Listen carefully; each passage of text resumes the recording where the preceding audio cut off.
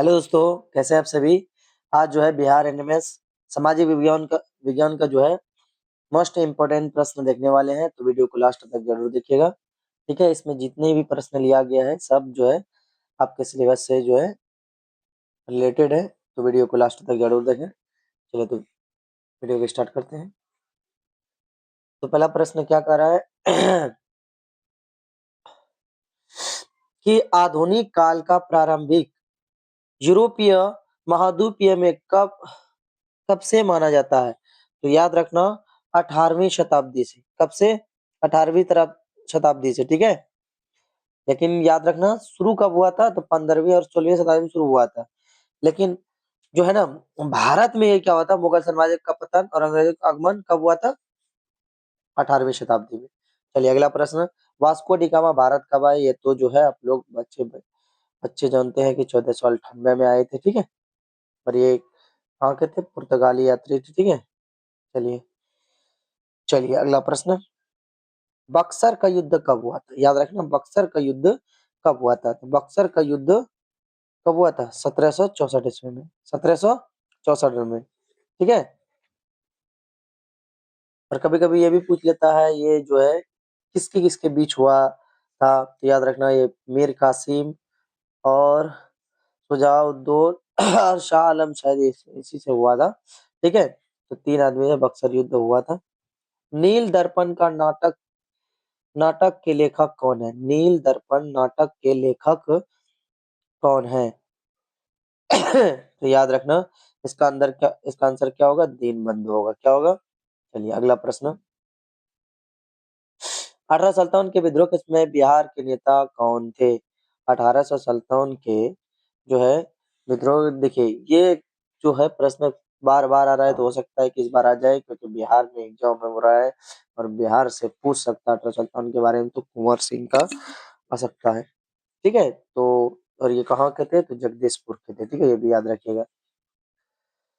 सत्य शोधक समाज की स्थापना किसने की थी? सत्य शोधक समाज की स्थापना किसने की थी? सत्य शोधक समाज की स्थापना याद रखना ज्योति फूले ने की थी। किसने की थी? ज्योति फूले की नहीं। ठीक है, चलिए भारतीय राष्ट्रीय कांग्रेस की स्थापना कब हुई थी? याद रखना, तो आप लोग जानते होंगे 1885 में भारतीय राष्ट्रीय कांग्रेस की स्थापना किसके द्वारा की गई? तो एहो होम द्वारा की गई थी। ठीक है, एहो होम द्वारा। चलिए अगला प्रश्न, असहयोग करो या मरो का नारा किस आंदोलन में दिया गया? करो या मरो का नारा किस आंदोलन में दिया गया? देखिए असहयोग आंदोलन तो 1920 में हुआ था, ये तो हुआ नहीं। सविनय आंदोलन, भारत छोड़ो आंदोलन हो, ठीक है, 1942 में जो हुआ था। ठीक है, तो ये भारत छोड़ो आंदोलन में हुआ था। ठीक, करो या मरो का नारा जो है गांधी जी ने दिया था। किसने दिया था? चलिए अगला प्रश्न, जालियांवाला बाग हत्याकांड कहाँ हुआ था? जालियांवाला बाग हत्याकांड कहाँ हुआ था? तो याद रखना ये कहाँ हुआ था? अमृतसर में हुआ था। कहाँ पे हुआ था? जालियांवाला बाग हत्याकांड कहाँ हुआ था? कब हुआ था? तो 13 अप्रैल 1919 को। ठीक है,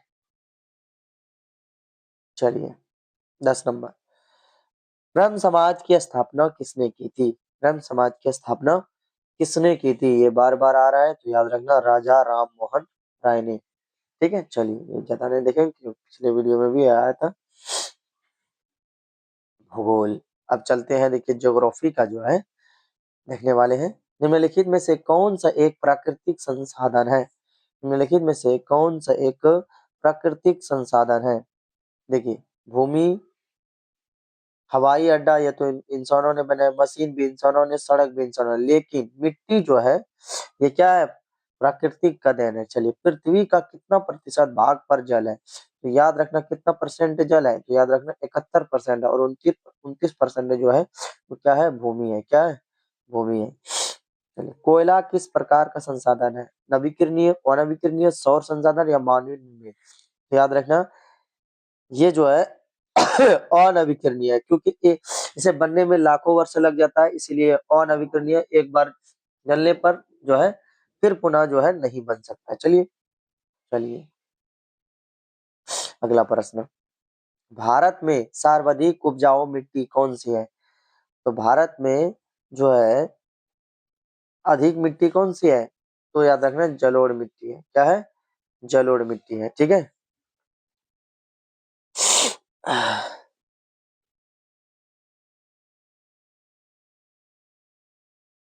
सिल्क सिटी नाम से बिहार में कौन सा शहर प्रसिद्ध है? याद रखना बिहार प्रसिद्ध, अरे भागलपुर जो है।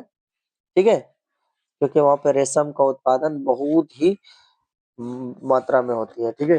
कपास की खेती के लिए सबसे उपयुक्त मिट्टी कौन सी है? तो याद रखना काली मिट्टी जो है वो सबसे जो है महत्वपूर्ण मिट्टी है। ठीक है। और इस काली मिट्टी को ये भी पूछ लेता है कि किस नाम से ना आता है, तो याद रखना इसे रेगुर मिट्टी से भी, मतलब रेगुर मिट्टी के नाम से भी जाना जाता है। ठीक है। चलिए अगला प्रश्न।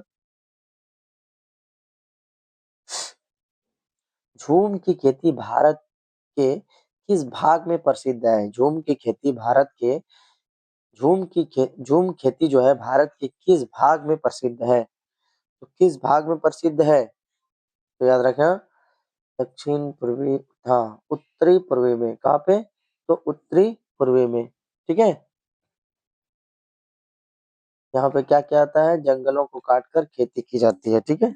चलिए, अबरहर के उत्पादन में भारत का कौन सा स्थान है? अबरहर के उत्पादन में जो है भारत का कौन सा स्थान है? तो याद रखना प्रथम स्थान पर है। चलिए, सुनामी किस भाषा का शब्द है? सुनामी जो है किस भाषा का शब्द है? तो याद रखना ये जापानी भाषा का है। क्या है? जापानी है। ठीक है। देखिए, सु का अर्थ क्या होता है? सु का अर्थ होता है बंदरगाह। ठीक है। और नमी का अर्थ होता है लहर। इसीलिए इसका यानी कि सुनामी किस भाषा का शब्द है? जापानी का। चलिए, अबरहर के उत्पादन में भारत वही आ गया। चलिए, अब नागरिक शास्त्र से चलते हैं। ठीक है। भारतीय संविधान का जनक, ये भारतीय संविधान का एकदम जो है ये तो आप लोग जानते होंगे। ये तो भारत संविधान के जनक कौन है? तो कौन है? डॉक्टर बी आर यानी भीमराव अंबेडकर। यानी कि सी, इसका आंसर क्या हो जाएगा? 3 नंबर हो जाएगा। भारतीय संविधान कब लागू हुआ था? देखिए, बनकर 26 नवंबर 1949 को तैयार हो गया था, लेकिन लागू कब हुआ था? तो 26 जनवरी 1950 को। मौलिक अधिकार की संख्या वर्तमान में कितनी है? तो मौलिक अधिकार की वर्तमान में संख्या कितनी है? तो याद रखना 6 है। ठीक है। 23 नंबर का ऑप्शन नहीं है, लेकिन नोटिस कर लेना कितने हैं। तो 6 है। पहले 7 था, लेकिन अब जो है 6 है। ठीक है, क्योंकि संपत्ति का अधिकार को हटा दिया गया। चलिए अगला प्रश्न। तो यहाँ पे देखिए दिया हुआ है कितना है? 6 है। लोकसभा का सदस्य बनने के लिए न्यूनतम आयु कितनी चाहिए? कितनी वर्ष होनी चाहिए? तो याद रखना 25 वर्ष होनी चाहिए। राज्य का सर्वोत्तम संवैधानिक प्रधान कौन होता है? राज्य का सर्वोच्चतम संवैधानिक प्रधान कौन होता है? तो याद रखना क्या होता है? राज्यपाल होता है। क्या होता है? राज्यपाल। चलिए अगला प्रश्न। सूचना का अधिकार यानी आरटीई अधिनियम कब पारित हुआ था? याद रखना ये 2005 को। ठीक है। अपृच्छद यानी छुआछूत का अंत संविधान के किस अनुच्छेद में है? ये वीवीआई है, ये प्रश्न जो है आने की 90% चांस है। ठीक है। तो छुआछूत का संविधान में कहा है? तो अनुच्छेद 17 में है। ठीक है।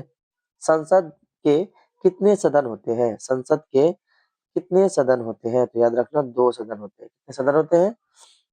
2 सदन होते हैं। क्या क्या? तो लोकसभा और राज्यसभा। ठीक है। चलिए अगला प्रश्न।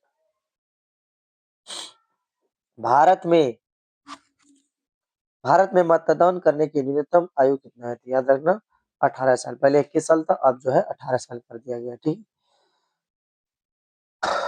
संविधान के किस भाग को में मैग्ना कार्टा कहा जाता है? संविधान के किस भाग को मैग्ना कार्टा कहा जाता है? तो याद रखना भाग 3 को। किसको? तो भाग 3 को। चलिए अगला प्रश्न।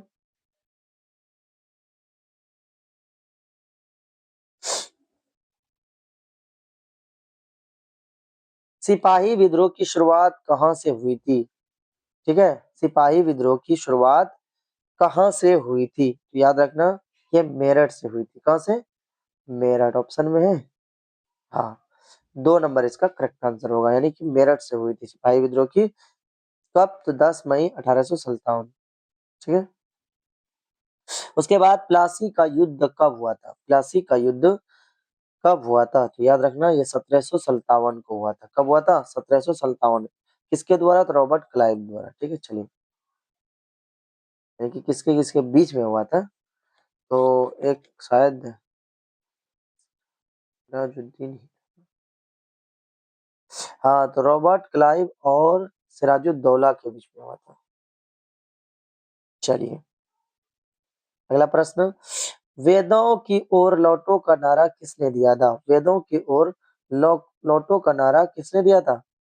याद रखना, दयानंद सरस्वती ने दिया था। किसने दिया था? दयानंद सरस्वती, यानी पहला प्रश्न ही सही है। ठीक है, पहला नंबर ही सही है इसका, तो दयानंद सरस्वती होगा। टिस्को की स्थापना कब हुई? टिस्को की स्थापना, टिस्को की स्थापना कब हुई? तो याद रखना, 1907 में हुई थी। टिस्को की स्थापना कब हुई थी? 1907 में हुई थी। ठीक है, चलिए, शांति निकेतन की स्थापना किसने की? याद रखना, टैगोर, यानी रविंद्रनाथ टैगोर ने की थी। किसने की थी? रविंद्रनाथ टैगोर ने। खास करके वो पढ़ाई पे जो है ज्यादा फोकस करते थे और समाज को भी पढ़ने के लिए बोलते थे। ठीक है, पढ़िए। सबसे बड़ा महासागर कौन सा है? सबसे बड़ा महासागर, याद रखना, प्रशांत महासागर है। कौन सा है? प्रशांत महासागर है। दुनिया का सबसे जो है ना और बड़ा और गहरा महासागर है। ठीक है, चलिए, रबर किस प्रकार की कृषि का उत्पादन है? रबर जो है वो किस प्रकार का जो है, रबर किस प्रकार की जो है, याद रखना, ये रोपण कृषि है। क्या है? रोपण कृषि। ठीक है, चलिए, अगला प्रश्न, लौह अयस्क किस प्रकार का संसाधन है? लौह अयस्क, याद रखना, ये अनवीकरणीय होगा। क्या होगा? 2 नंबर इसका करेक्ट आंसर है, क्योंकि ये जमीन के अंदर जो है ना सीमित मात्रा में रहते हैं, क्योंकि बनने में इसे लाखों वर्ष लग जाते हैं, इसीलिए यूज करने के बाद दोबारा बनाने में बहुत टाइम लगे, जो कि अनवीकरणीय में आएगा। चलिए, अगला प्रश्न, राज्यसभा में कितने सदस्य राष्ट्रपति द्वारा मनोनीत होते हैं? तो कितने? तो याद रखना,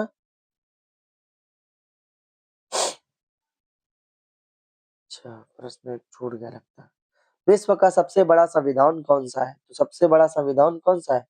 किसका है? तो याद रखना, हमारा भारत का। कितने, और ये भी पूछ लेता है कि बनने में कितना समय लगा था? 2 साल लगा था, 2 ईयर, 11 माह और 18 दिन लगा था। ठीक है, तो ये याद रखेगा, पिछले साल पूछा था, तो हो सकता है इस बार सबसे बड़ा संविधान पूछ दे, तो ये बीबीआई में आ जाएगा। ठीक है, चलिए, अगला प्रश्न जो है,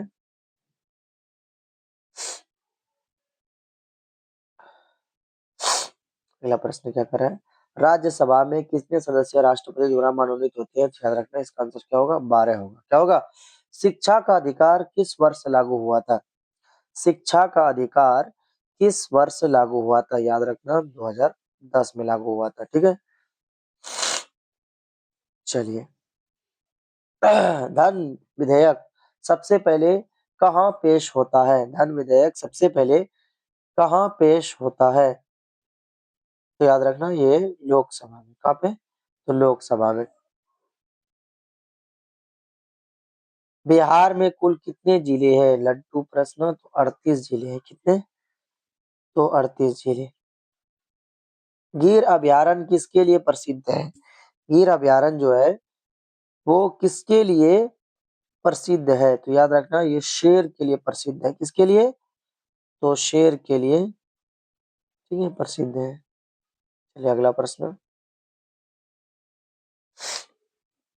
सौर ऊर्जा किस प्रकार का संसाधन है? सौर ऊर्जा जो है ये नवीकरणीय होगा, क्योंकि देखिए, सौर ऊर्जा यानी कि सूरज कभी खत्म होने वाला है, खत्म होगा, सब खत्म हो जाएंगे। ठीक है,